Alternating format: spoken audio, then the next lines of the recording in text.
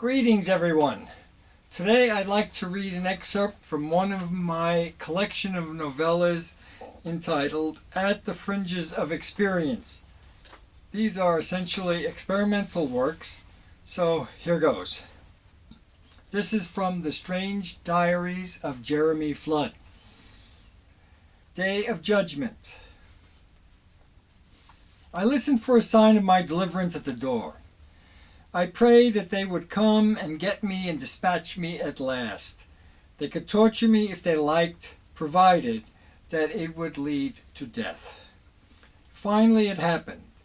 The door was opened by a very obese man with disheveled hair and furtive eyes. He exuded a kind of friendly maliciousness. "As you know," he began, "you are to be executed. In general, my executions are quick and painless. However, because of the nature of your crimes, I have been ordered to subject you to a slow and excruciating death. This is not easy for me, for I am a peaceful and tolerant man by nature. I've consulted the scriptures, and they have told me the method of your execution. It will be glorious. See you tomorrow at dawn." The man abruptly left my cell. At last, I said to myself, it will come at last. I was overjoyed. During the night, morbid curiosities and fantasies seemed to overtake me regarding the method of my torture. My eyes were pried from my head with razor-sharp spoons. The bones of my legs and arms were shattered into tiny pieces with leaden clubs. My skin was removed from my flesh bit by bit. I was lost in these images. Time passed. I soon grew tired of these imaginings, and they took a new route.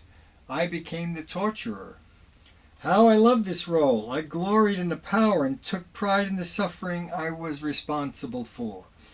With a pure and almost joyous abandon, I found the vulnerable aspect of my victims and undermined them until great suffering was induced.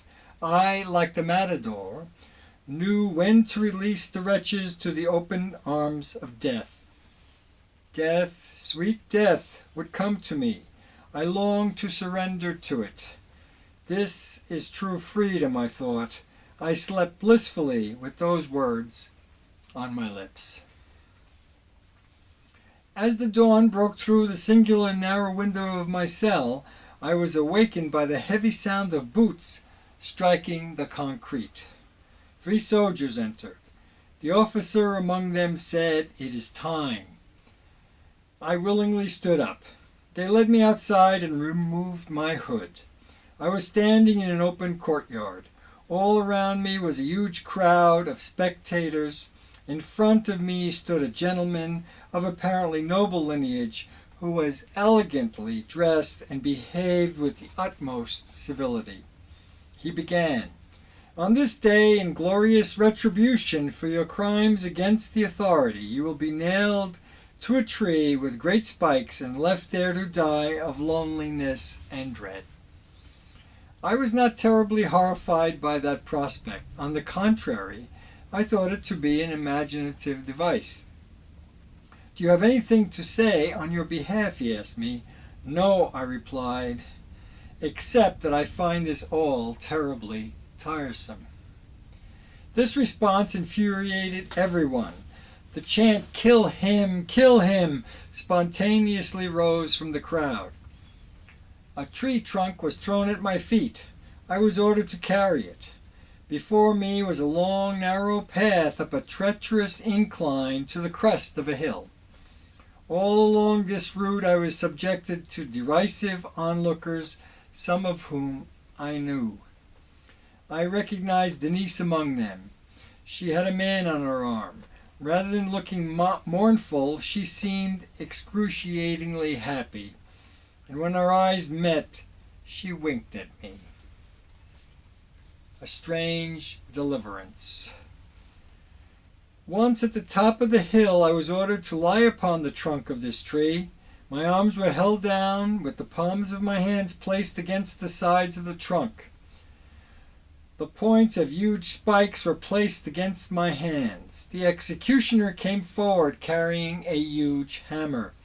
His biceps were extraordinary in their proportions. He raised his arm, and as the hammer reached the top of its trajectory, its head reflected the sunlight and momentarily blinded me.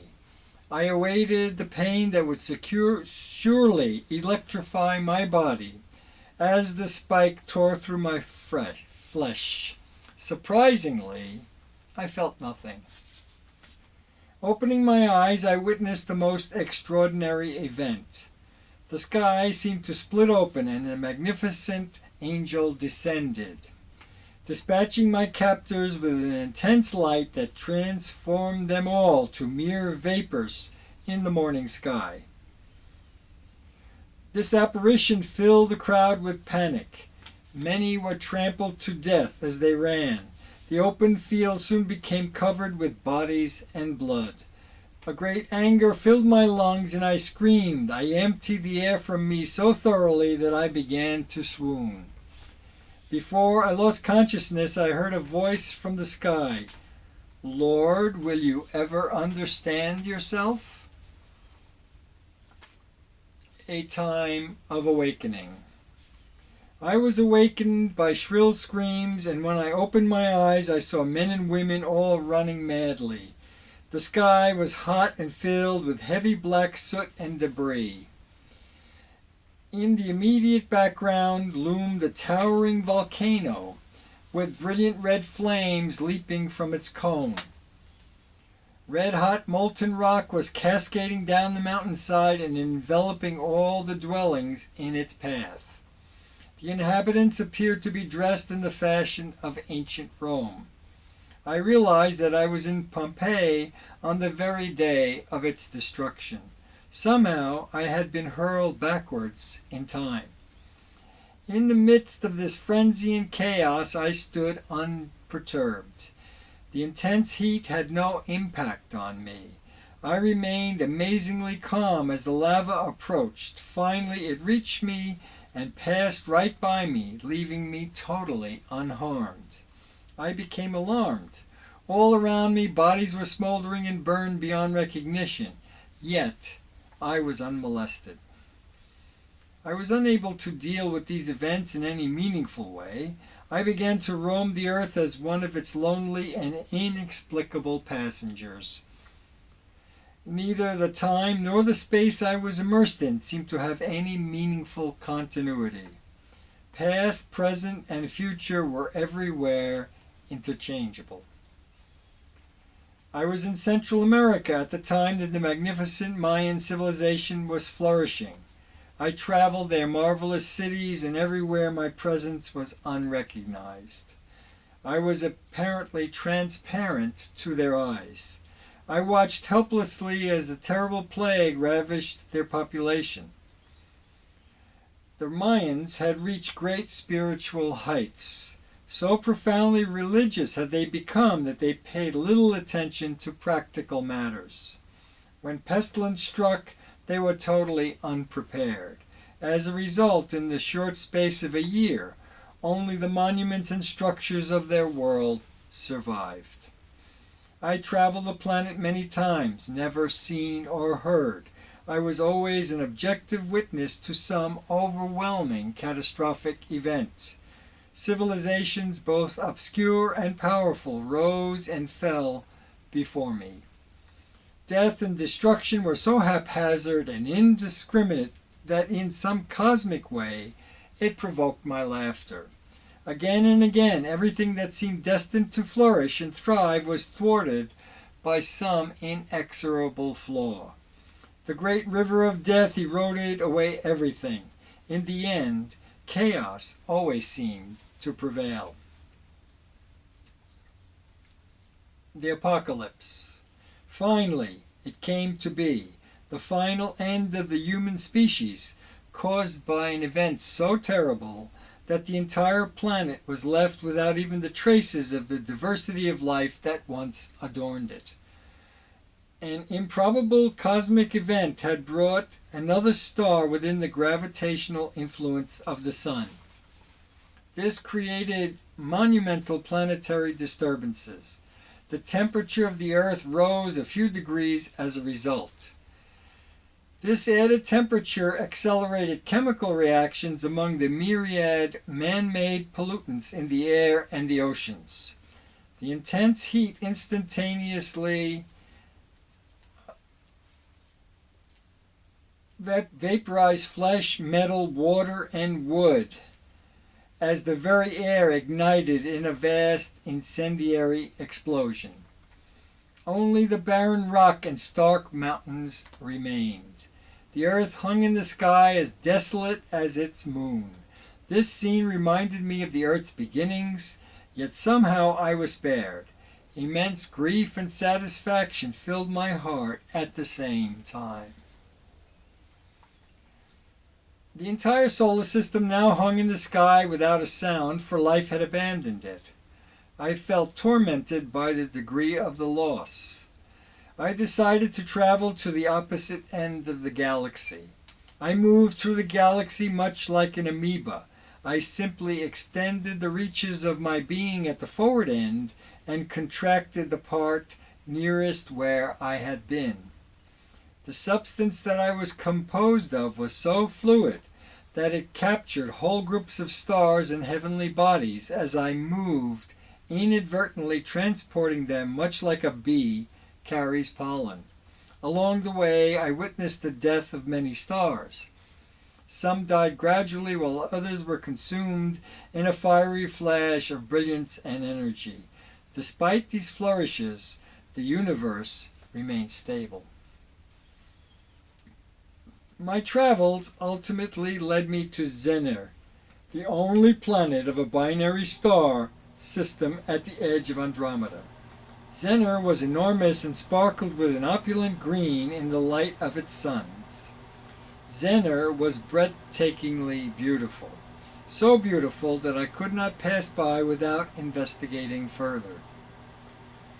The planet was so entirely immersed in water, and the great sea was filled with all variety of creatures, taking on the most interesting shapes. All were designed to move effortlessly in water. Freed of the relentless pull of gravity, these creatures were free-spirited and open to the intricacies of joy and kinship. They were aware of my presence long before I arrived. They enveloped me with their minds that were somehow mystically linked into a fabulous organ. We frolicked together. They called me master. I was incredibly happy, yet a bad feeling gnawed at me. I grew despondent and angry, for I envied their perfection and began to wish them harm. The planet began to tremble, and the ocean floor shook and shifted, creating great displacements of water. The inhabitants became afraid. They attempted to avert catastrophe by focusing a wave of positive energy into the heavens. I drifted away from the planet's surface and watched from a great distance.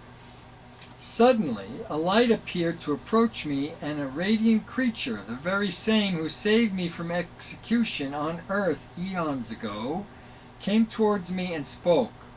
"Lord, you must give some thought to your actions. Do you not remember what happened to the planet Earth and the planetary system of Zuk? You are the one who would not let me die. Who are you?" "I am the conscience of the Master," he replied. Suddenly I was overtaken by an unmistakable vertigo, and time-space fractured apart, leaving me helplessly vulnerable to the truth.